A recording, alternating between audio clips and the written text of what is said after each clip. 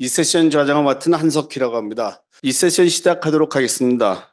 사실 요즘 한중 관계가 그렇게 좋지 않다고 얘기를 많이 하고 있죠. 거기서 제일 큰 걸림돌이 되는 문제가 남북 이 북한 문제라고 생각을 합니다. 그래서 오늘 이 세션이 가장 민감한 주제를 다루는 거라고 생각을 해서 이 네 분의 전문가들께서 말씀하시는 것이 굉장히 중요하다고 생각을 하고 있습니다. 이 세션 주제는 남북 관계, 북중 관계 그리고 핵 문제입니다. 이 부분에 대해서 할 얘기들이 굉장히 많으실 거라고 생각하는데요. 우선 오늘 토론에 나와주신 네 분을 소개시켜 드리겠습니다. 첫 번째는 정지용 교수입니다. 중국의 복단대학교 한국연구센터 소장을 하고 계시고요. 한국말도 출중하시고 지난 한 10년, 15년 동안 가장 활발한 한국 전문가로서 활동을 하셨던 분이라고 생각합니다. 박수 부탁드리겠습니다. 두 번째 토론자는 박원권 교수입니다. 이화여대 통일학연구원 원장을 하고 계시는데요. 박원권 교수님은 영어도 잘하시고 그래서 굉장히 바쁘신 분입니다. 영어 또 이런 북한에 관련된 회의 그리고 가장 명쾌하게 말씀해 주시는 분이기 때문에 많은 분들이 이 박원권 교수를 찾고 계십니다. 오늘 박원권 교수도 좋은 토론해 주시길 바라겠습니다. 세 번째 분은 왕진성 교수입니다. 중국 사회과학원 아테믹 글로벌 전략연구원 연구원이십니다. 저도 예전에 1990년대 말에 이 연구소에서 일한 적이 있습니다. 저랑도 동료기도 하고요. 중국에선 북경 쪽의 지역 쪽에서는 가장 잘 나가는 한국 전문가라고 알려지고 있습니다. 오늘 좋은 말씀해 주시기 바라겠습니다. 왕진성 교수입니다. 마지막으로는 이성원 교수입니다. 세종연구소 안보전략센터장을 맡고 계십니다.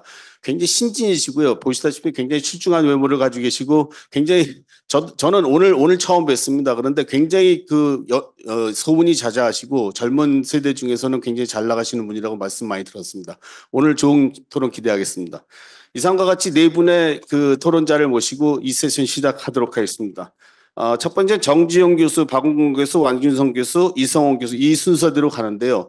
토론자들의 토론 시간은 발표 시간은 10분으로 정하겠습니다. 시간 맞춰주시고 앞으로 정 교수님부터 토론 시작해 주십시오. 감사합니다. 好的，谢谢，非常感谢这个韩院长邀请我们到这边来，也在这见到很多的老朋友，也结识了很多的新朋友。确实呢，正像刚才韩院长所介绍的这样，现在呢，因为国际形势，包括中韩关系，包括朝鲜半岛，都发生了很大的变化。在当前呢，确实，在朝鲜半岛上也遇到了很多的困难。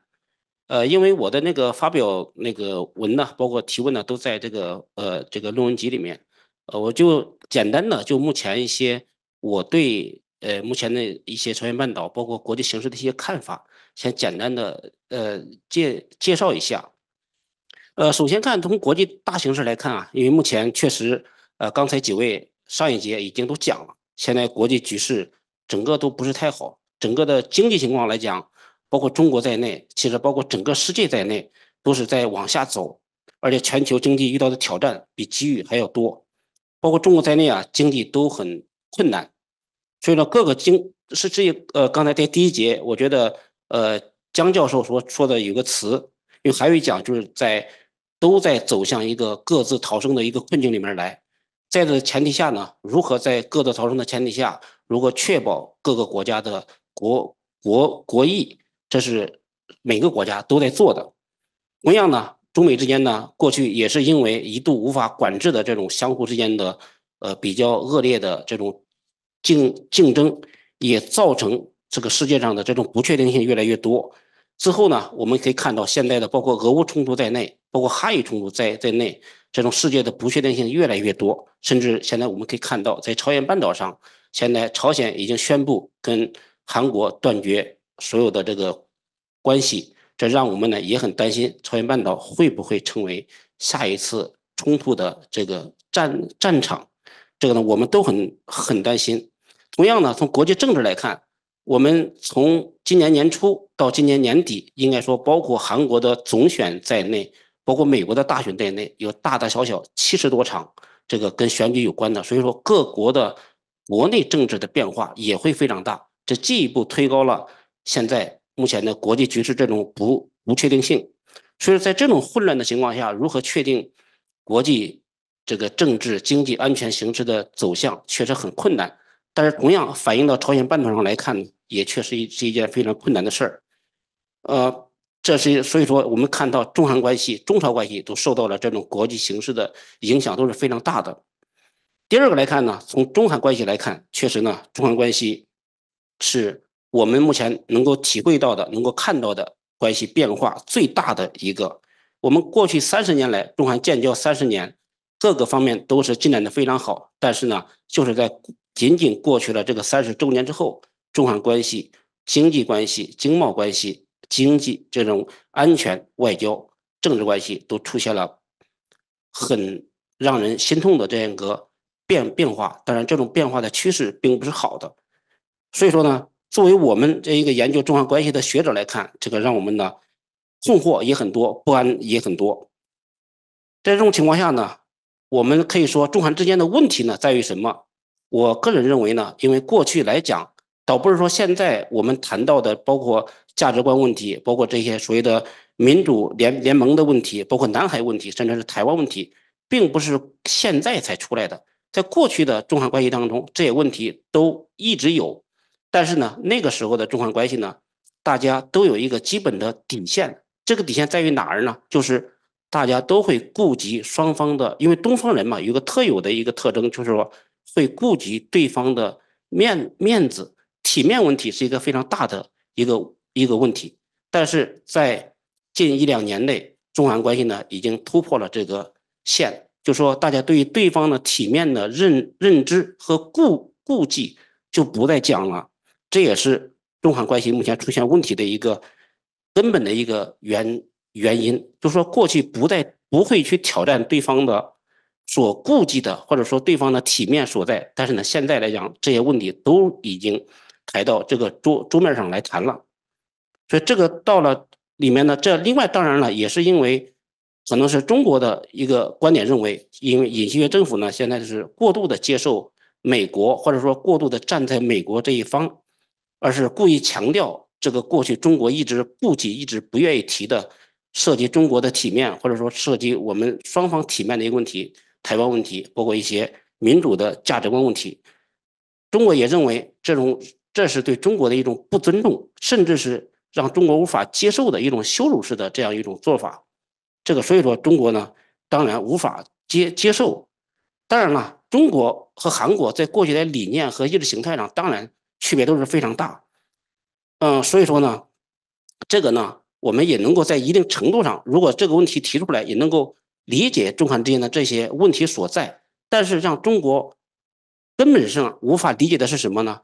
可以大家谈问题，谈到过去不能谈的问题，但是呢，我们就有一个想法，就认为，如果说这些提法和做法能够为韩国政府、韩国的国民、韩国的国家利益有所帮助的话，中国在一定程度上也能够理解韩国为什么这么说。但是呢，如果说从中国学者的一个角度来看呢，目前中韩关系当中存在的一些问题，韩国的一些做法，并没有让韩国国民和韩国政府从中间获得一些这个利益，所以这也是中国无法理解的很大的这一部分。大家可以看到，如果说近1、2年来，韩国所采取的，包括说民主同盟也好，包括其他的一些技术上和经济上的一些措施也看，可能是呢对中韩关系的损害很大，但是呢对韩国的帮助并没有那么大。尤其是韩国引以为傲的半导体技术，如果说继续沿着美国的这个想法继续迁移到美国去的话，那可能对韩国的国运，甚至对韩国人、韩民族的这个整体命运来讲，都是影响很大的一件事儿。所以这个来讲呢，这个中国人来讲很难理解韩国为什么现在这么做。第三个问题就是在对朝问题上，当然了，我觉得可能尹锡悦政府呢，目前来讲呢，失去的更多。现在金正恩恐怕和韩国任何交往的想法都没有了，而且全部断绝。未来我们过去一直所担心的2个韩国，甚至是2个韩国相关的民族这样出现的这种说法都不足为奇，这是朝鲜半岛的一个非常大的一个悲哀。分裂70多年，到现在到了这样一个局面，我们应该何去何从？怎么办？大家都很担心。当然，作为一个中国人，作为第三方来看，我们觉得呢，看到这样的情况也很心痛，但是呢，也确实没有什么话可以说。过去呢，我们还可以讲，跟朝鲜人见面的时候，总会讲，你们不要跟韩国搞得太对立，做事情不要太过分。然后呢，只要能谈好，能够维护好朝鲜半岛的和平和稳定的事，我们都愿意去做。但现在来讲，朝鲜已经不愿意再跟我们再说这样的话了，也不愿意再听到我们劝他跟韩国如何了。他们就讲，现在来讲，韩国已经是我们的敌人，你就做好这个，我们中朝之间只谈中朝之间的事儿，不要再提跟韩国有关的事儿。这让我们就是感到就是特别的尴尬。这个现实如果从原因上看呢，依然是韩国在不顾及自己国家利益的情况下，主动放弃了和朝鲜交流沟通的很多的机会。第四个来看呢，从中朝关系来看，我觉得呢，目前中朝的，因为大家都知道今年是这个中朝友好年，目前的局面来看，从政治上来看，因为中朝之间的交流都是非常多的。前不久，因为上个周吧，劳动党这个副部长金圣男访问了中国，与中国包括丁雪祥、包括王沪宁在内的很多的中国的国家领导人都见了。当然了，可能不久之后4.15这个朝鲜一个最重要的一个活动中呢，中国也会派出国家领导人级别的人去访问。当然了，以后来讲，中朝之间的这种高层交流会越来越多，当然级别也会越来越高。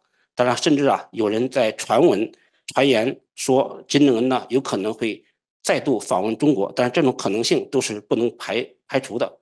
从经贸关系来看，应该说4月份很可能是朝鲜彻底开放边境，然后呢，当那个时候中朝的经贸关系和人文交流来讲，会提高到一个非常高的一个水平上去。当然了，中朝之间并不是说没有问题。我在发言稿上也说了，中朝之间最大的问题呢，仍然是中国执行对朝的制裁的问题。大家都知道，联合国制定了对朝的制裁的很多的决议案，韩国和美国也对朝鲜进行了单独的一个制裁。当然了，中国当然可以无视美国和韩国的单独的对朝制裁，但是不能无视联合国的对朝制裁，因为中国在联合国安理会对朝的制裁决议案上投过的赞成票，不能去否定过去的这样一个赞成。但是呢，这种执行的过程当中，朝鲜对中国的抱怨是非常多的，因为朝鲜认为他们不反对中国执行对朝的制裁决议案，但是反对中国过度执行对朝鲜的这种制裁的一个决议。这个呢，所以说将来一段时间来讲呢，可能中朝之间面临的主要的一个话题，肯定是中国会如何调整对朝的制裁，或者说去消除过去过度的对朝制裁决议上来。当然了，现在的局面呢，因为到了一个非常微妙、也非常困难、也非常敏感的时候，将来的朝鲜半岛上是战是和呢？我们现在来讲不得而知，但是这个取决于中韩之间，甚至中美之间如何在半岛问题上做出这个进一步的合作和交流，这个是非常重要的。好的，我的发言就到这里，谢谢。 네, 감사합니다. 우리 정지용 교수님께서는 최근에 한중 관계가 안 좋은 이유를 한국 쪽에서 이유를 찾고 계신 것 같습니다.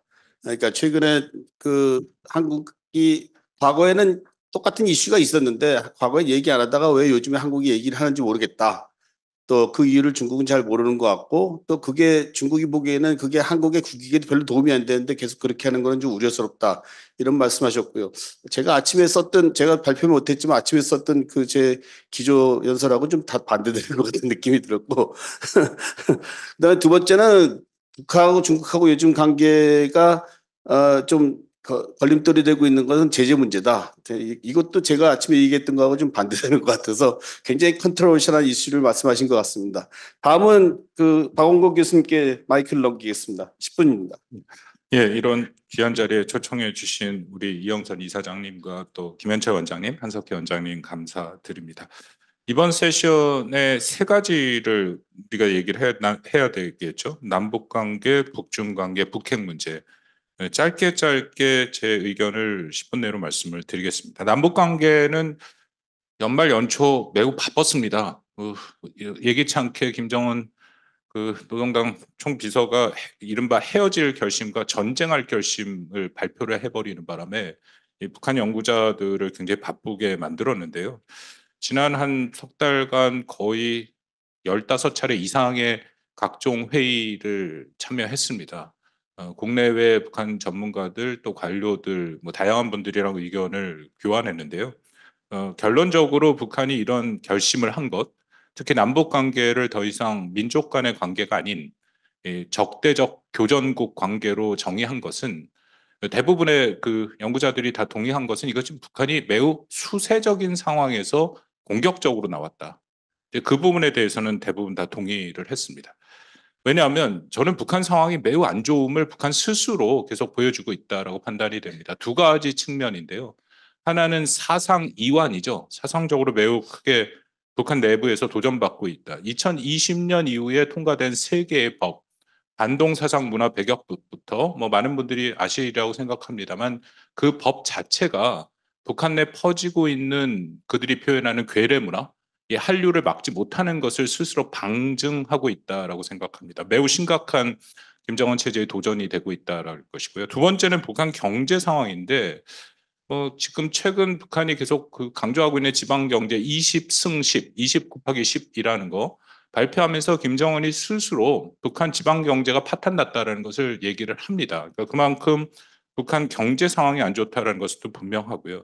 그러니까 이런 상황에서 이제 더는 한국과의 경쟁에서 우위를 점하기는 어렵다라는 판단, 더 나아가서는 매우 수세적으로 한국을 절대적인 타자, 적으로 상정하지 않으면 자신들의 체제 자체에 대한 심각한 위협이 된다라는 그런 판단 하에 한국과 이른바 헤어질 결심을 했다라고 생각이 됩니다. 두 번째 이유를 댄다면 이거는 우리 중국식 참가자분들과도 이미 얘기가 나왔습니다만 북한은 진영주의를 매우 주창합니다. 김정은이 2022년 8기 5차 전원회의 그리고 작년 9월 최고인민회의에서 신냉전이 도래했다라는 과거형으로 얘기를 합니다. 그러면서 한미일 북중러 구도를 얘기를 하는 계속 강조하고 있다는 것이죠. 그렇다면 이 구도 하에서 한국을 철저하게 적으로 돌려야 자신들이 원하는 진영주의를 완성할 수 있다. 이제 이런 면에서의 김정은의 발표를 볼 수 있다고 생각이 됩니다. 저는 이 북한이 과연 이것을 제대로 할 수 있을까에 대해서 매우 의구심이 듭니다. 왜냐하면 북한 연구자의 입장에서 북한 조선인민민주주의 공화국이 성립된 이후 지금까지 이른바 2대 2개의 역사적 사명이 있습니다. 하나는 사회주의 건설이고 또 하나는 민족 통일입니다. 여기서 민족 통일을 빼고 나서 과연 무엇을 할 수 있을까? 북한 주민들이 당장 여기에 대해서 반발할 수는 없겠지만 북한 주민들에게 새로운 비전을 보여주지 않는다면 북한 체제에는 심각한 도전이 될 것이다라고 생각합니다. 여러분 많이 아시겠지만 우리 한국 윤석열 대통령은 3월 1일 기념사흘을 통해서 분명히 이 두 국가론을 거부했습니다. 우리는 민족을 중심으로 한 남북 간의 화해 협력 통일을 분명히 원한다라는 입장을 밝혔습니다. 두 번째는 북한이 이른바 전쟁할 결심. 과연 전쟁을 할 수 있을까? 특히 2022년부터 본격적으로 북한이 재래전과 핵전쟁을 배합해서 쓰겠다. 핵무기 사용의 문턱을 엄청 낮추고 있습니다. 이것은 김정은, 김여정의 담화 또 그간 보여줬던 여러 가지 작전 계획 모든 면에서 그런 얘기를 하고 있는데요. 최근에 한미가 하고 있는 연합훈련 기간 중에 김정은이 보여줬던 현지 지도는 정확하게 남침 시나리오를 반영하고 있습니다. 서방 북방 한계선을 그리고 수도권 포병부대, 탱크부대, 600mm 방사포, 저위력 핵무기를 탑재할 수 있죠. 거기에 괌과 일본을 타격할 수 있는 사거리를 갖고 있는 중거리 미사일. 이것은 한국 전쟁 시나리오를 그대로 보여준다라고 생각합니다. 그러나 이 부분도 저는 상당히 의구심이 되는 게 북한이 한국을 저는 공격할 수 없다라고 생각을 합니다. 북한의 저위력 핵무기, 물론 고위력 핵무기, 흔히 전술 전략 핵이라고 불리는 한국을 사용하게 되면 이것은 전면전입니다. 북한이 생각하는 것처럼 한두 발의 전술핵을 한국에 뭐 소도시나 인구 밀집이 안 된 지역에 공격하는 것은 불가능합니다. 우리는 미사일 방어 시스템이 있기 때문에 이들이 공격을 한다면 최소한 뭐 숫자로 말씀드리기가 좀 애매합니다만 10발 이상의 다양한 핵무기를 쏴야 되고 그것은 전면전이 시작이 된다라는 것이고요. 한국은 핵이 없지만 삼축 체제로 북한에 응징할 수 있는 능력은 충분히 있습니다. 더불어서 미국이 갖고 있는 막강한 핵 능력으로 응징 보복이 가능합니다. 저는 이 모든 것을 북한이 너무나 잘 알고 있다라고 생각합니다. 아마 여러분들 한국과 일본이 관계를 이만큼 개선하고 정상화된 거에 저는 가장 큰 1등 공신은 역설적으로 북한이라고 생각합니다. 2022년에 북한이 역대 최다의 도발을 했기 때문에 한국과 일본 내에 국민들의 여론이 한일 간의 역사적인 어려움이 있음에도 불구하고 북한 위협 때문에 우리가 협력해야 된다라는 것에 동의가 됐다라는 거죠. 역설적으로 한번 생각해 보시면 만약에 남북 관계가 좋았다 하면은 한일 관계 개선 매우 어렵습니다. 그런 면에서 오히려 북한이 생각하는 그런 진영주의는 북한이 만드는 것이 아니라 북한이 그렇게 도발을 함으로써 한미일이 더욱 협력을 강화시키는 그런 계기와 동력을 만들고 있다고 생각합니다. 북중 관계를 잠깐 말씀드리겠습니다. 말씀드린 것처럼 북한은 신냉전, 한미일 대 북중러를 계속 얘기하는데 한국은 이러한 진영주의를 분명히 배격합니다. 진영을 원치 않습니다. 냉전을 가장 뼈아프게 겪었던 국가로서 이런 진영을 원치 않습니다. 제가 이해하기로는 중국도 마찬가지라고 생각합니다. 제가 그간 중국 최근 몇 달 새에 중국 분들이랑 여러 얘기를 했는데 중국도 진영주의를 명백히 반대하고 신냉전 원치 않는다. 그런 상황인 거죠. 그래서 제가 늘 갖고 있는 게 그렇다면 북한의 이러는 진영주의에 대해서 중국은 과연 어떻게 설득을 해나갈 수 있을까? 제가 그런 부분을 우리 중국 측 참여자들에게 좀 질문을 드리고 싶고요. 마지막으로 북핵 문제를 잠깐 말씀드리겠습니다. 이 북핵 문제에 대해서 책임론을 얘기한다면 명백하게 북한한테 있습니다. 왜냐하면 북한 스스로가 2019년 12월 7기 5차 전원회의를 통해서 정면 돌파 전을 선포했습니다. 여기에 핵심 내용은 자신들의 핵 능력을 최대한 고도화할 때까지 절대로 한국과 미국과 어떤 대화도 안 하겠다라는 겁니다. 그 당시에는 이른바 한국의 진보 정부, 북한의 매우 수용적인 진보 정부가 있었음에도 완전히 무시하고 대화를 안 했습니다. 그 일부에서 뭐 윤석열 정부의 강경한 대북 정책 때문에 남북 관계가 어려워졌다. 저는 거기에 동의할 수가 없고요. 이것은 북한이 갖고 있는 자신들의 노선에 따라서 핵 능력을 최대한 고도화하고 저는 올 11월에 미국 대선 결과를 보고 내년에 사실상 핵 보유국, 디팩터 핵 보유국으로 인정받기 위해 담판에 나올 것이다라고 생각을 합니다. 그리고 최근에 얘기되는 그러기 때문에 북한이 원하는 핵 동결 이후의 핵 군축, 이건 미국 내에서도 얘기가 됩니다만 한국 정부의 입장 그리고 저는 개인 연구자로서의 입장 둘 다 결연히 반대합니다. 이런 일이 있으면 완전한 북한 비핵화는 불가능해집니다. 한국의 입장에서는 뭐 잘 아시겠지만 이런 상황까지 온다면 한국은 핵무장론이 저는 개인적으로 핵무장론을 반대합니다만 한국의 핵무장론이 불같이 일어날 수밖에 없다라는 것을 저는 뭐 심각하게 우려하고 있습니다.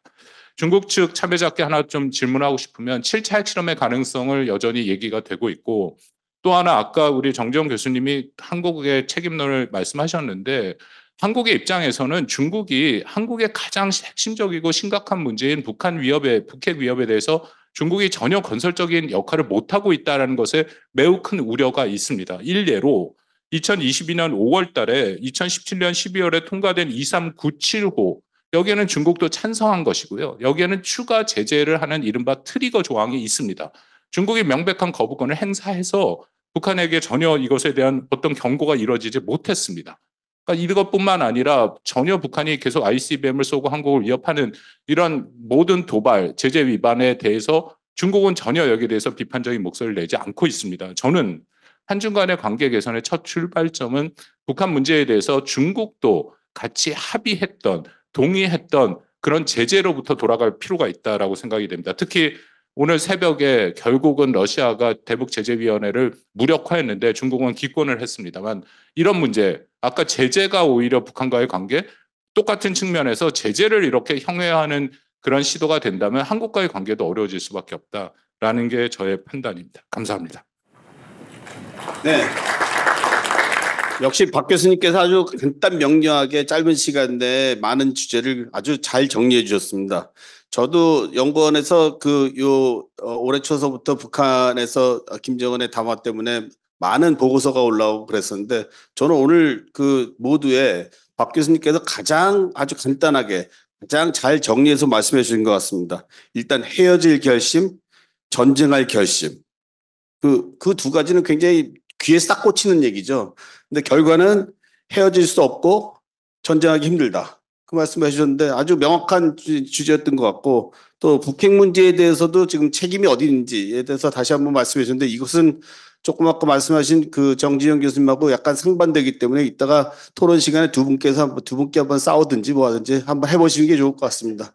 다음은 왕진성 교수님 말씀해 주시죠. 好的，这个首先是非常感谢有这么宝贵的机会，和这个韩国的同行们，交流一些关于这个最近的这个朝鲜半岛局势。我想啊，我先用10分钟的时间，给大家呢先分享一下，就是我对朝鲜半岛局势目前所发生的重要的变化。首先就是说，我们说这个，先不说是谁的责任，我们看看今天我们处在什么样一个状态。我们今天正在面对的这样一种情况，我想啊，这个变化呢，可能主要是在3个方面。一个方面呢，我们就看到美日韩3边的准同盟的形成。那么这一点呢，实际上我们看到过去呢，应该说美国呢一直想推进美日和美韩2个同盟啊，形成一个美日韩的准同盟，但是一直没有实现。但是从去年以这个戴维营峰会呢作为一个标志。我觉得3方呢，实际上实现了一个准同盟的这样一个合作，而且这个准同盟的合作呢，可能值得关注的是，从过去啊，3方主要是针对朝鲜，那么现在呢，看到不仅是针对朝鲜，也包括针对中国，所以这一点大家可以看得很明显，在戴维营精神里面，实际上首先写的不是朝鲜，首先写的是中国的南海，然后才是朝鲜，接下来才是俄罗斯，所以我想这个恐怕是一个。我们说地缘环境非常大的一个变化，那么再一个变化呢，就是我们看到，朝鲜半岛地区军备竞赛加剧，这个军备竞赛加剧，大家可能都体会到，朝鲜，近2年来，导弹，甚至包括侦察卫星，应该说这个很多，前所未有的加快了在战略武器方面的开发，但与此同时，实际上我们也看到。韩国，其实也是在搞自己的战略武器，就是正如我刚才讲的，我们先不说谁的责任，我们就先共同看一下我们今天面临的环境，包括当然韩国也发射自己的侦察卫星，不仅如此，我们也看到啊，就是美日韩3边的这个军事演习，不仅全面的恢复，而且呢，应该说规模也要比以前更大，在去年呢，大家可能也注意到。美国相关的战略武器，包括战略核潜艇，在非军演期间也访问了朝鲜半岛。当然，现在大家都在讨论说，将来美国会不会再次在韩国部署战略资产？我觉得这个呢，恐怕也是我们过去几10年没有遇到过。大家知道冷战结束嘛，都撤走了嘛。当然，与此同时，我们看到，国际上大家纷纷讨论朝俄之间的军事合作。朝俄之间的军事合作，所以大家看，不仅说朝韩的军事对峙加剧，美日韩3边的安全合作和朝俄，其实啊，我想就在军备竞赛方面呢，也加剧了军备竞赛。那么还有一点呢，我想值得我们关注的是，除了刚才我们讲政治外交上，美日韩和朝俄，大家知道金正恩说去年9月份访问俄罗斯，而且随后呢，双方的外长实现了互访。大家都知道，现在普京呢有可能访问平壤，双方的合作不仅仅在哪一领域，我想恐怕是在政治、外交、经济，可能是全方位的合作。与此同时，我们看到就是美日韩3边也加大了合作，政治外交，刚才也谈到了军事，还有一个呢，可能就是在经济安全，经济安全，大家可能看一看，美国和日本，美国和韩国，日本和韩国。美日韩都搞了经济安全的对话，但与此同时，大家可能也注意到，美日韩3边的，在产供链上的合作不仅仅是针对中国，看一看对俄罗斯的制裁，对朝鲜的制裁，所以我想在经济安全领域呢，恐怕呢这个东北亚地区呢也形成了这样一个对峙。所以这个结论是啥呢？我想我们今天面临的东北亚地区的环境啊，或者朝鲜半岛地区的环境，实际上就是出现了冷战格局的趋势，阵营对抗的趋势。我们说阵营对抗、冷战格局它还没有形成，但是呢，我们看无论是政治外交，还是军事，还是经济安全，包括在地区热点问题，譬如说在俄乌冲突上、乌克兰问题上，我们看到，美国、日本、韩国三方呢紧密的，就是说保持一致。所以我们看到，就是说在所有的这些问题上，应该说在东北亚地区、在朝鲜半岛地区，形成了冷战格局的这样一个趋势。那么这样一个趋势，显而易见，我非常同意刚才我们韩国同事的看法。我想啊，最不愿意看到这样一个趋势的，我想首先是中国和韩国。中国和韩国一定是不希望看到朝鲜半岛地区、东北亚地区出现冷战格局的趋势。所以从中国的角度，大家也知道，我们今年我们提出来百年变局，世纪乱局。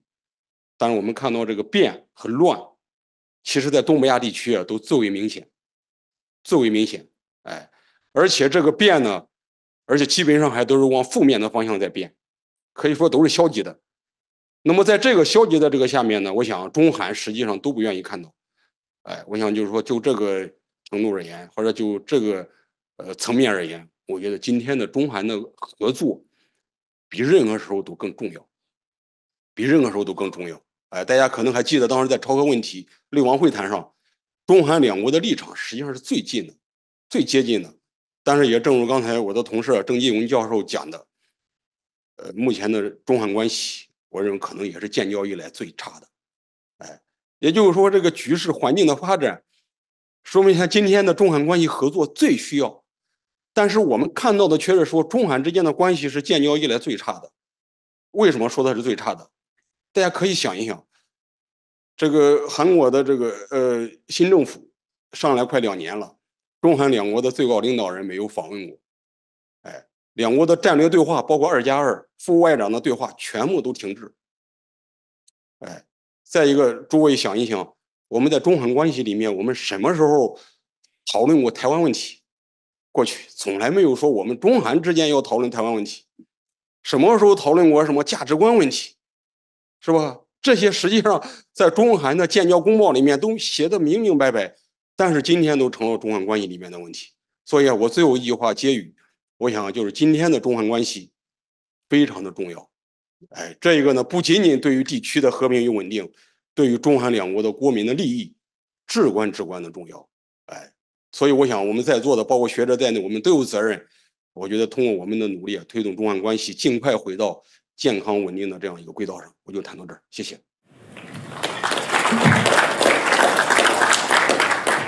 네, 왕 교수님께서는 지정학적 정세 변화에 대해서 말씀을 하셨는데 첫 번째는 한미일 협력 강화에 대해서 말씀해 주셨고 두 번째는 한반도 군비 경쟁이 강화되고 있다 이런 점에 대해서 강조해 주셨고 세 번째 신냉전에 대해서 말씀해 주셨는데 한 가지 재밌는 점은 우리는 한미일이라고 하는데 미일한이라고 말씀하시고 미일한과 우리는 신냉전 얘기 때 한미일과 북중러 이렇게 얘기하는데 우리 왕 교수님께서는 미일한과 북러 이렇게 말씀하셨습니다. 그러니까 중국은 거기 포함 안 되는 것처럼 말씀하셨는데 이 부분도 재밌는 오브저베이션이었고요.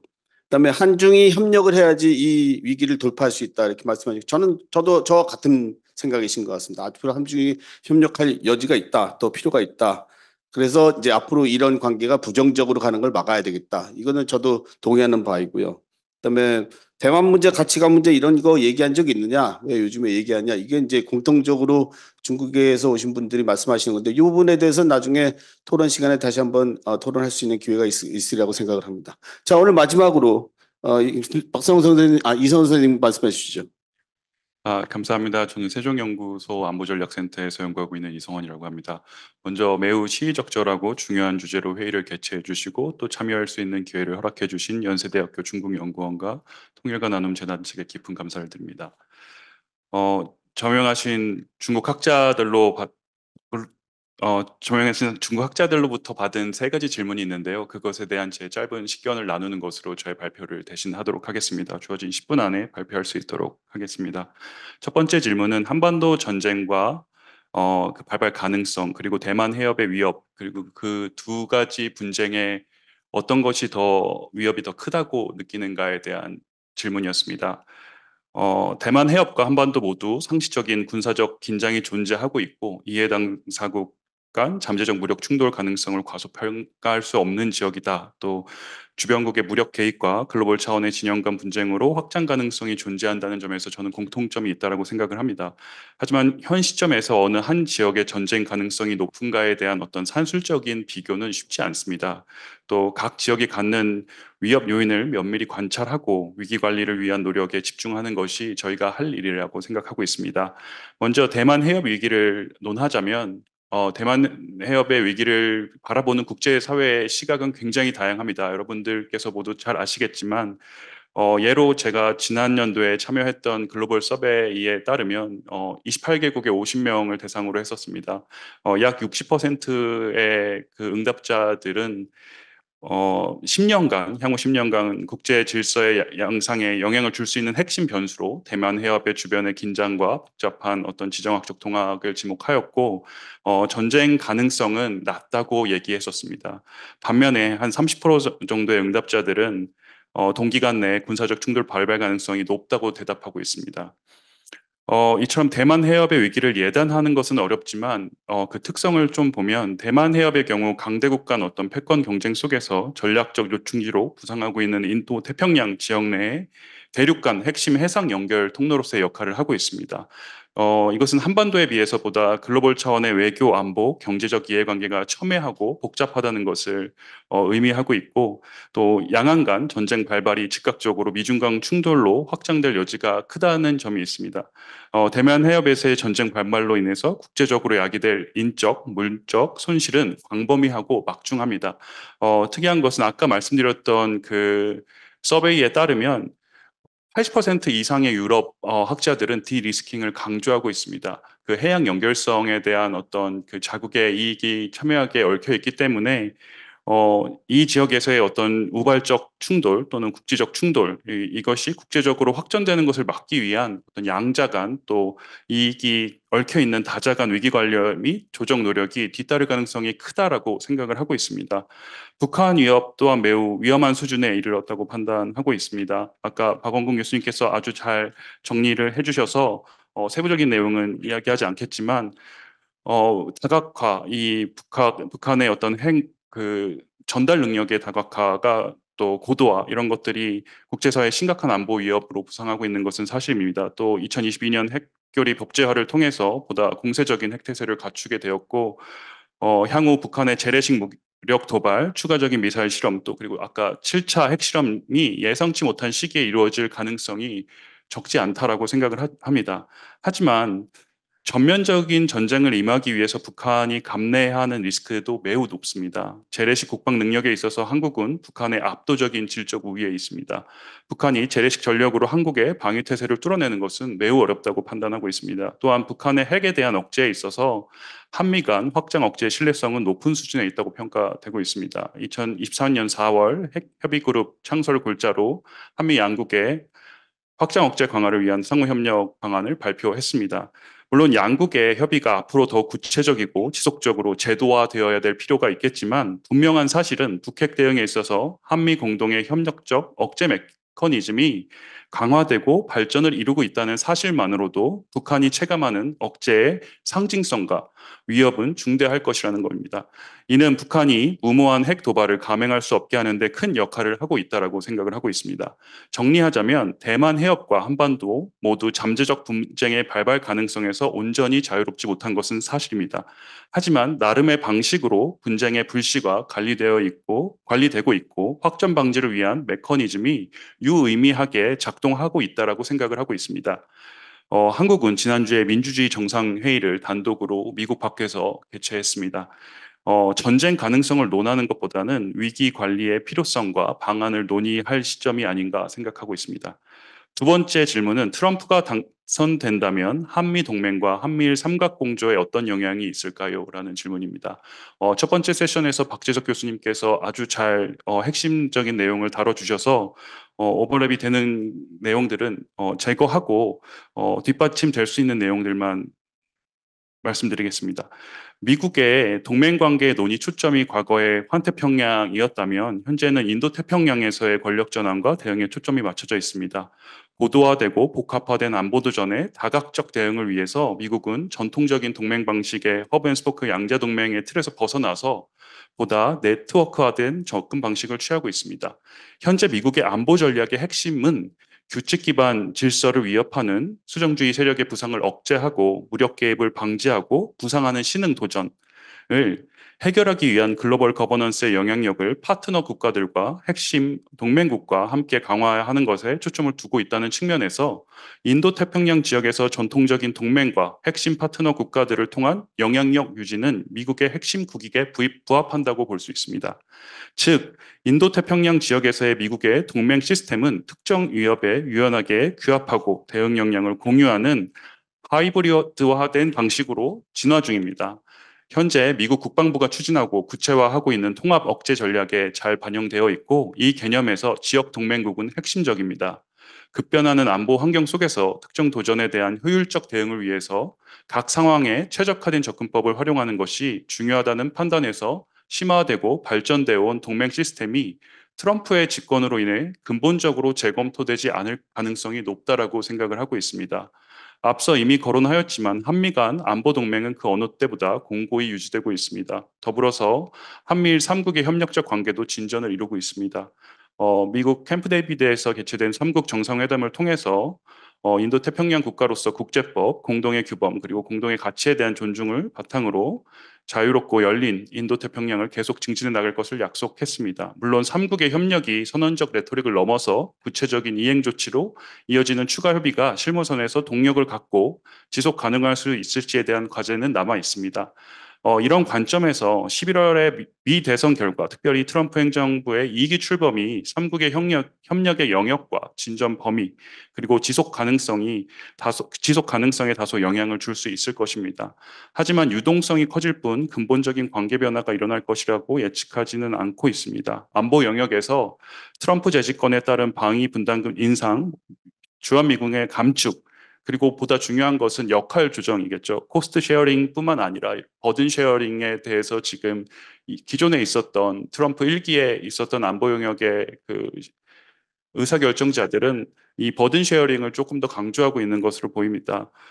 이런 것들에 대한 어떤 재조정 요구, 이견 조율, 또 조정이 있을 수 있지만 한미 동맹의 어떤 핵심적 가치가 전면적으로 훼손되는 방식으로 한미 양국 관계가 악화되지 않을 것으로 예측합니다. 개별 국가와의 양자 간 협의를 선호하는 트럼프의 외교 방식을 고려할 때 한미일 3국 간 정책 조율 방식에 다소 변화가 가해질 수 있지만 다시 말씀드리다시피 트럼프의 재집권으로 인해서 미국이 인도태평양에 갖고 있는 안보의 핵심 이익이 변하지 않고 동맹국의 가치가 궁극적으로 변화되지 않을 것이라고 생각하고 있습니다.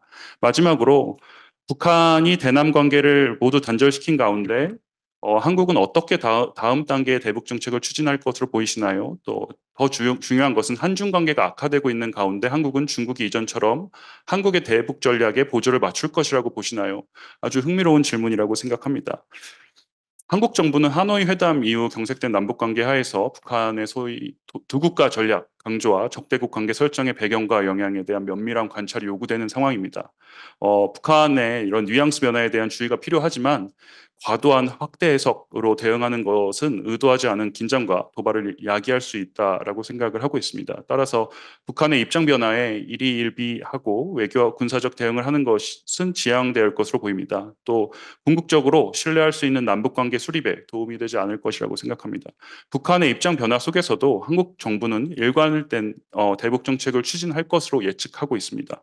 헌법에 의거해서 대한민국은 통일을 지향하고 자유민주적인 기본 질서에 입각한 평화적 통일 정책을 수립하고 국제 평화 유지에 노력하고 침략적 전쟁을 부인한다는 기본 전제는 그대로 유지될 것이고 장기적 관점에서 비핵화와 평화 통일은 포기할 수 있는 한반도 비전일 것입니다.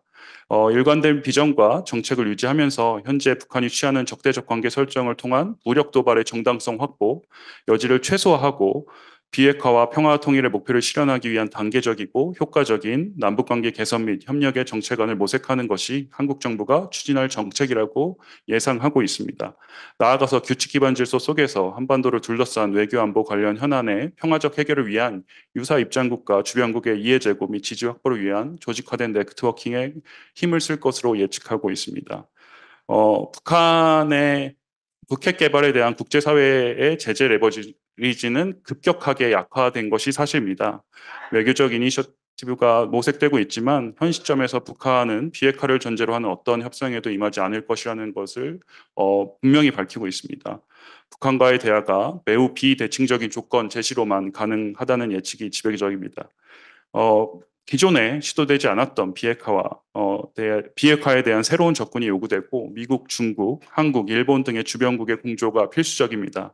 이런 관점에서 중국의 역할을 논해보자면 중국이 한국과 북한 문제에 접근에 있어서 비핵화와 평화적 안정 유지라는 큰 방향에 대한 이견이 존재하지 않는다라고 생각하고 있습니다. 하지만 국제사회가 중국에게 기대하는 북핵에 대한 압박과 제재 수준은 중국의 실제 참여 정도와는 큰 간극이 존재하고 있는 것이 사실입니다. 한중 관계 악화 속에서 북한 문제에 대한 공감대를 상시적으로 확인하는 것은 과거에 비해서 어려워진 것으로 생각됩니다. 이전과 같은 긴밀한 소통을 기대하기는 어렵지만 국제 규범을 준수하는 것이 중국이 지키고자 하는 중국의 외교 정책이라고 이해하고 있습니다. 따라서 북한에 대한 유엔 안보리 제재를 심각하게 위반하는 군사적 훈련이나 대규모 경제적 지원과 같은 관건적인 변화를 중국이 주도하지 않을 것이라는 기대가 여전히 존재한다고 봅니다. 또한 냉전 종식 후에 맺어진 한중 수교로 인해서 형성된 북한의 고립을 고려할 때 여전히 북한이 동북아 전략 구도를 개선하는 데 있어서 중국의 존재와 한중 관계가 억제 요인으로서 큰 역할을 하고 있다고 생각을 합니다. 한석희 원장님께서 기조연설에서 말씀하셨듯이 이러한 관점에서 경색된 관계 속에서도 한국과 중국의 일정 관계의 수준을 유지하는 것이 필요하다고 생각하고 있습니다. 감사합니다. 네, 교수님 감사합니다.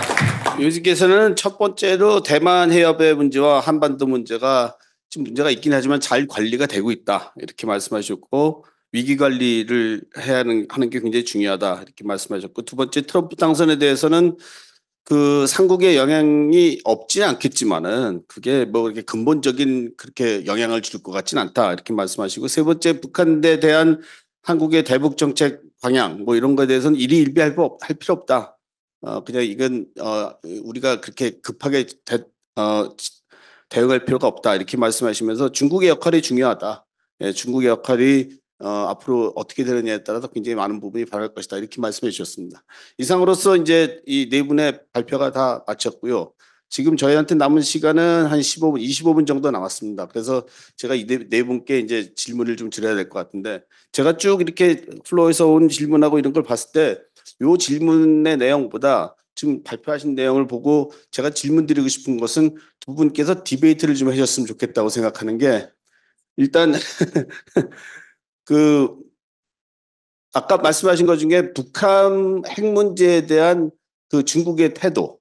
그러니까 우리 정 교수님께서는 지금 북한하고 얘기하는데 핵 문제에 중국이 제재를 하고 있기 때문에 북한과 사이가 안 좋다 이렇게 말씀하셨고 우리 박 교수님 말씀은 지금 중국이 지금 북한에 대해서 제재를 제대로 안 하기 때문에 지금 문제가 있는 것 같다 이렇게 말씀하셨는데 저는 이 두 분께 한 5분씩 이렇게 말씀할 기회를 드려서 뭐 제가 싸움을 붙이는 건 아니지만은 이 부분이 굉장히 중요한 부분이기 때문에 두 분께서 한번 말씀해 주셨으면 좋겠습니다. 부탁드리겠습니다.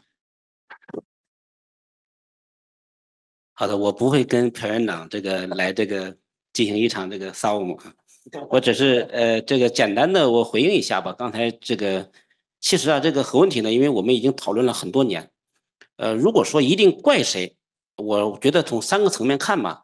第一个要怪呢，从根本上讲，只能怪苏联跟美美国，大家都知道，朝鲜半岛解放之后，美国和苏联分别军事占领南北这个双方，这是造成韩民族、韩国、朝鲜半岛分裂的最根本的原因就在这儿。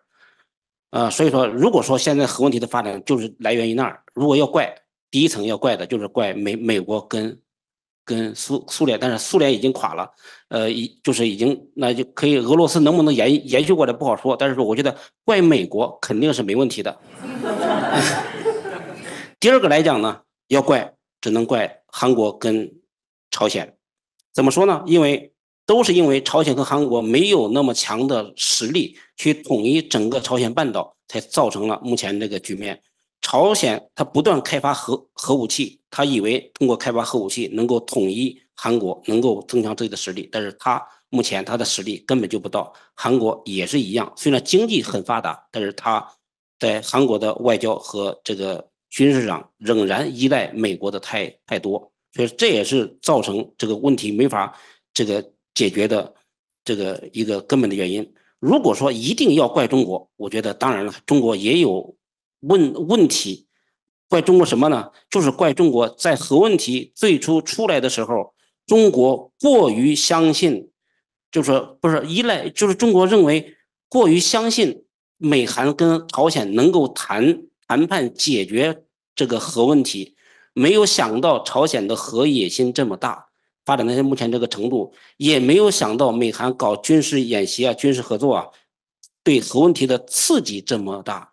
所以说呢，我觉得现在来讲啊，这样去讨论下去的，对解决问题是意义上是没有任何的意义的。现在的问题就在于什么呢？现在已经到了目前这个情况下，无论刚才朴院长讲的，美国提及的可能会对朝鲜的核问题进行核军控也好，或者说现在先冻结目前情况也好，我觉得一个现实的想法就是说，既然到了目前这个阶段，就是不要再让目前这个阶段再继续恶化下去。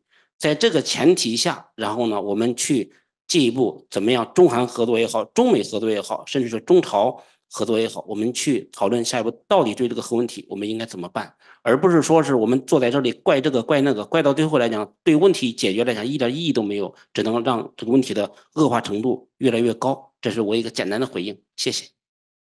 예, 감사합니다. 그러면 정 교수님의 논지에 대해서 우리 박 교수님의 말씀 한번 들어보겠습니다. 예, 저도 정재용 소장님이랑 싸울 생각이 하나도 없습니다.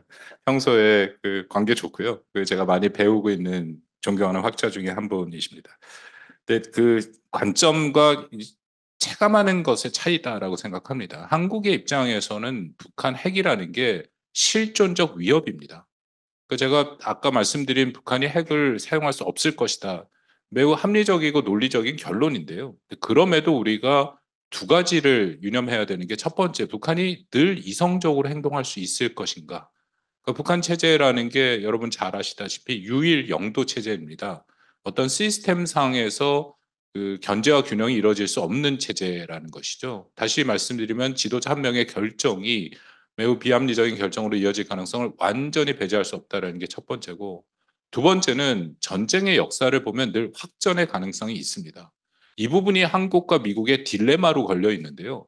북한 핵을 억제하기 위해서는 우리는 강력한 메시지를 보낼 수밖에 없습니다. 강력한 대응의 의지를 보여주고 거기에 대한 준비를 해야 됩니다. 그래야 북한이 잘못된 판단을 하지 못하는 거죠. 근데 역으로 이게 잘못하면 확전이 될 가능성이 그만큼 큰 그런 딜레마에 빠져 있다는 것입니다. 아까 그 굉장히 큰 문제의 대만 해협 문제까지 이게 연결되는 문제라고 생각되는데요. 대만 해협 문제는 한반도 문제랑 떨어질 수가 없는 상황입니다. 왜냐하면 뭐 우리 중국 측 분들 잘 아실 거라고 생각하는데, 미국이 인도 태평양 지역을 하나의 전구, 원 티어터로 삼았습니다. 그 의미는 인도 태평양의 대만 해협 위기가 됐던 한반도 문제가 됐던 전진 배치된 미군 전력이 거기에 사용된다라는 것이죠. 그렇기 때문에 주한미군, 주일미군이 대만 해협에 동원될 수밖에 없는 것이고, 그 상황에서 한반도의 안보의 문제는 직접적으로 연계가 될 수밖에 없다. 그러면 여기에 대한 질문이, 왜 그러면 한국을 그걸 내버려 두느냐? 거기에 대한 한국의 딜레마가 또 있습니다. 한국은 핵이 없습니다. 우리는 미국의 확장 억제에 전적으로 의존해야 되는 상황입니다. 그러니까 거기서 논리적인 결과는 이런 겁니다. 그렇기 때문에 북한 핵 문제가 해결이 되면 그러면 한국은 훨씬 자율성이 커지고 여러 가지 면에서 자유롭다라는 것이죠. 그래서 그런 이유로 저는 중국이 지금보다는 훨씬 더 적극적으로 북한 핵 문제의 해결을 위해서 노력을 해줘야 된다라고 생각을 합니다. 이건 또 하나는 북한 핵 문제는 결코 한반도에 국한된 문제가 아닙니다. 이거는 분명한 세계적 의제입니다. 북한이 이런 식으로 핵을 고도화하고 사실상 핵 보유국이 되면 어떤 상황이 오냐면 유엔 안보리 상임위원회가 형해화됩니다. 무너진다라는 것이죠. 거기서 금지하고 제재를 했는데 결국 못 막았다 하면 유엔의 상임이사회가 더 이상 작용을 할 이유가 없어지는 거고, 또 하나는 1968년에 구축된 NPT 비확산 체제가 무너집니다. 중국이 한번 잘 생각해 보면 그 모든 거에 5개 핵심 국가, 일종의 뭐 어떻게 보면 권력을 독점하고 있는 5개 국가 중에 하나인데, 또 북한 문제에 직접 관련이 있는 국가인데, 그 전적으로 저는 지금보다는 적극적으로 노력을 해야 된다라는 생각이 들고요. 그리고 마지막으로 거듭 말씀드립니다만, 이게 결국 트럼프의 등장과 연계될 수밖에 없다라는 그런 우려는 한국에 분명히 있습니다. 트럼프가 지난 2016년부터 보여줬던 비용 편익적으로 보는 동맹 관계, 그리고 바이든 행정부와 만들어놨던 확장 억제의 제도화, 그리고 한국에 대한 공약, 그런 거를 훼손한다면 한국의 선택은 어떻게 되는지, 우리의 선택은 말씀드린 것처럼 저는 핵무장에 반대합니다만 우리의 선택은 핵무장을 열어놓고 생각할 수밖에 없는 그런 상황이 온다라는 것이죠. 그래서 저는 이런 상황을 막는데 한국과 중국이 같은 이해를 분명히 갖고 있다고 생각합니다. 그래서 좀 더 적극적으로 나서야 된다고 생각합니다. 감사합니다. 예, 감사합니다. 아주 두 분께서 뭐 제가 싸움을 붙이는 건 아니었는데 아주 노련하게 다 피해 가시면서 할 얘기 다 해주셨습니다. 감사드립니다. 제가 왕진성 교수님께도 하나 말씀을 드렸는데, 우리 토론하다 보니까 한 가지 아까 툭 튀어나온 주제가 있었는데 그거에 대해서 좀 궁금증이 있는데, 혹시 북한이 7차 핵실험을 할까요? 또 하게 되면 언제쯤 할까요? 이거에 대한 왕 교수님의 좀 추측 또는 그 왕 교수님 생각을 좀 듣고 싶습니다. 当然这个问题非常难。我觉得我们从这个前年嘛，2022年的上半年，我看美国智库情报机构都在预测，一直预测到今天，朝鲜也没有进行第7次核试验，所以我想我们都不知道它什么时候进行，或者说呢是不是再进行新的核试验。但是我想说呀，就是说半岛的核问题呢，应该说我就是刚才咱们谈到谁的责任。其实我的博士论文就是写的朝鲜半岛核问题，所以这个今天呢讨论这个问题呢，的确非常的尴尬。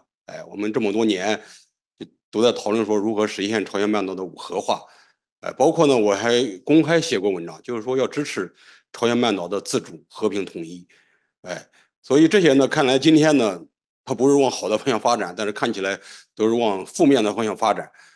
所以我想这个里面呢，恐怕针对刚才韩老师讲的朝鲜会否举行第7次核试验，我们要看到今天的这个关于半岛核问题，今天我们面临的一个新的局面。这个新的局面在哪儿呢？我想这个局面可能这个变化，一个是在于美国的核问题政策的变化，根本性的变化。因为我这么多年研究美国的这个半岛的这个政策，尤其是核政策，我觉得过去美国的政府同时呢，在这个问题上，一方面是要实现半岛无核化，一方面呢，要是搞大国竞争。当然，我觉得美国过去很多时候是首先要实现半岛无核化，或者同时要把无核化和大国竞争同时实现。当然，我个人的感觉就是拜登政府上台之后啊，实际上不再有兴趣搞半岛无核化，虽然嘴上还在说。为什么呢？大家可以看一看。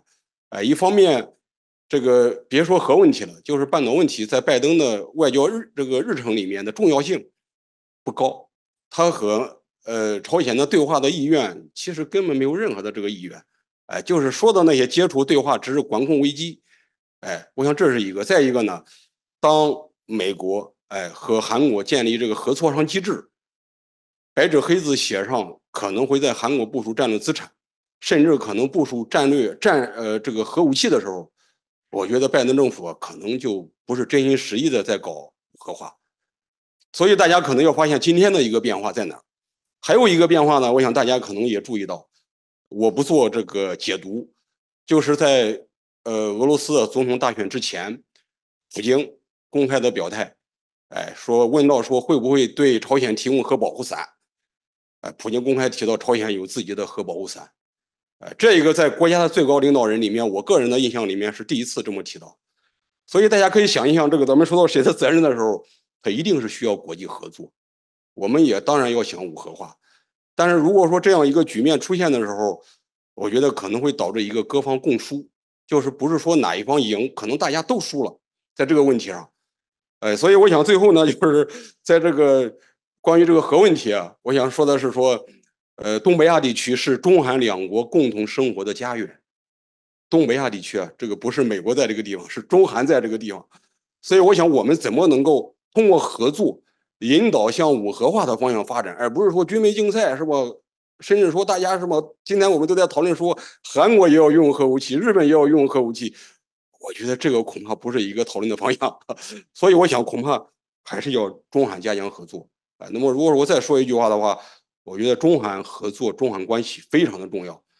从中国的角度，大家可能也有感受，一直是从战略的高度认识中韩关系，是吧？这个经贸上，韩国是中国的前3大贸易伙伴国。那么政治外交上，当然大家都知道，是吧？你们和整个和西方关，当然这个是韩国的这个地位，中韩关当然非常重要。还有一个地区热点问题上，我相信啊，没有中韩的合作，包括朝鲜半岛核问题都解决不了。所以我想，恐怕我们今天中韩之间，在当前这个形势下，可能我们两国的政府存在一些这个矛盾，但我想我们两国的智库加强合作，两国的人民要加强往来，两国的经贸要加强合作。我觉得这个今天我们需要做的。 예, 지금 왕 교수님 대답을 들으니까 우문의 현답인 것 같습니다. 제가 굉장히 모호한 질문을 드렸는데 굉장히 명쾌하게 답을 주셔서 굉장히 감사드리겠습니다. 마지막으로 이 박사님께 제가 질문 드릴 거는 최근에 국제사회, 뭐 특히 미국에서 얘기하는 거 보면은 아까 말씀하셨을 때 대만 해협 위기하고 한반도의 위기하고를 말씀하셨는데 요즘에 최근에는 국제사회에서 대만 해협 위기하고 한반도 위기를 연계하는 경향이 있습니다. 그러니까 대만 해협에 문제가 나면 한반도에까지 영향이 있다. 또 한반도에서 이 영향이 나면 대만 해협까지 영향이 있다. 이렇게 하고 미국에서는 그걸 이제 제일 싫어하는 게 2개의 전쟁을 한꺼번에 하는 건데 그거와 연계시키는 경향인데 그거에 대해서 어떻게 생각하시는지 한번 말씀해 주셨으면 감사하겠습니다. 예, 원장님이 짚어주신 내용에 대해서 매우 공감하고 박원 교수님께서 아까 말씀하셨지만 미국을 최근에 계속해서 방문을 하다 보면 미국이 가지고 있는 인도태평양 전략의 한 시어터라는 개념은 명확한 것 같습니다. 그래서 공화당이 대선 후보로 트럼프가 당선이 될 것인가 그리고 그 영향이 어떻게 될 것인가에 대해서 저희도 연구기관에서 계속 보고 있고 그리고 실제적으로 접촉을 하면서 물어보고 있는데 한미동맹 그리고 한미일 삼각동맹 이런 것들에 대한 어떤 근본적인 신뢰는 분명히 존재하고 가치는 인정하고 있습니다. 하지만 지난달 로버트 오브라이언이 했던 인터뷰를 실제로 들어보면 주한미군의 역할과 구성이 달라질 것이라는 뉘앙스를 굉장히 강하게 표현하고 있고 단순히 이 주한미군의 감축 그리고 그 분담금 재조정의 코스트 쉐어링의 문제가 아니라 그 안에서 그 주한미군의 역할이 단순히 한반도 문제에 국한되어 있지 않고 그 주변에서 나타나는 어떤 우발 사태 대응에 활용될 필요성에 대해서 강조하고 있습니다. 이것은 지금 그 원장님께서 지적하신 대만 해협의 위기를 분명히 생각을 하고 있고 중국을 인식하고 있는 어떤 존재로서 주한미군의 인식 재조정 그리고 그런 역할 재조정, 규모 재조정 이런 그리고 분산 이런 것들을 모두 고려하고 있다라고 생각이 듭니다. 사실 한반도 문제에 어떻게 영향을 줄 것인가 지금 물어보면 한반도 문제에 대해서 명확한 어떤 구체적인 가이드라인 나와 있다기보다는 중국과 어떻게 관계를 설정할 것인가 그 안에서 주한미군이 어떤 역할을 할 것인가에 조금 더 초점이 맞춰져 있는 것이 아닌가 생각을 하고 있습니다. 그래서 한국은 이 문제가 주한미군이나 이런 문제들이 이 대선 기간에 쟁점화되지 않도록 관리를 하고 또 미국과 협의를 하고 또 저희가 할 수 있는 것들에 대해서 지속적으로 논의를 해야 되는 시점이라고 생각을 하고 있습니다. 감사합니다. 네, 사실 이 질문은 굉장히 복잡한 질문입니다. 이게 연결되어 있는 게 굉장히 많은 게 미중 관계도 연결되어 있고요. 그다음에 양안 관계도 연결이 되어 있습니다. 그리고 북중 관계도 연결이 되어 있고요. 한국과 대만 관계도 연결되어 있고 남북 관계도 굉장히 많은 관계도 연결되어 있는 그런 이슈이기도 하고 앞으로 이게 전개될 때 어떻게 될지에 대한 굉장히 많은 시나리오가 있는 그런 주제였습니다. 그래서 이제 한번 질문을 드려봤고요. 저희가 시간이 조금 남았습니다. 근데 뭐 더 이상 뭐 다 질문을 드리기는 좀 뭐하고 잠깐 제가 한 말씀 드리고 끝내도록 하겠습니다. 사실 오늘 이 회의는 굉장히 중요한 회의입니다. 지난 코로나 바이러스 때문에 우리가 교류를 못했고 그 이후부터도 지금 참 중국이랑 한국이랑 굉장히 자주 교류했었는데 요즘엔 교류가 없었는데 이게 굉장히 오래간만에 이제 저희들이 호스트하는 굉장히 중요한 회의입니다. 한국하고 중국하고의 회의이기도 하고 또 중국에도 굉장히 중요한 분들이 많이 오셨고요. 그래서 오늘의 이 회의가 굉장히 중요한 아주 이정표가 된다고 생각을 하고 있습니다. 두 번째로는 오늘 얘기해서 제가 오늘 이 세션에서 제가 자꾸 주도했던 거는 뭐냐면 한국하고 중국하고 어떤 이슈에 대한 생각이 서로 차이가 굉장히 많다. 차이가 이제 많다는 걸 우리가 인정하고 이걸 앞으로 해결하려고 그러면은 둘이 서로 얘기를 많이 해야 되겠다. 그러니까 굉장히 대화를 많이 해야겠다. 이 점에다가 강조를 하고 싶었습니다. 그래서 오늘 뭐 이 나오신 분들이 다 뭐 전문가들이시기 때문에 다 그 문제를 다 잘 말씀해 주셨지만은 이 안에서도 우리끼리 서로 협력하고 또 서로 앞으로 미래를 같이 동반자적인 관계로 가기 위해서는 서로 얘기를 많이 해야 되겠다. 그래서 앞으로는 오늘의 이 통일관안의 회의를 중심으로 해서 이걸 기점으로 해서 앞으로 많은 교류가 이뤘으면 좋겠고 많은 대화가 이루어졌으면 좋겠습니다. 이상으로 이번 이 세션 마치도록 하겠습니다. 감사합니다.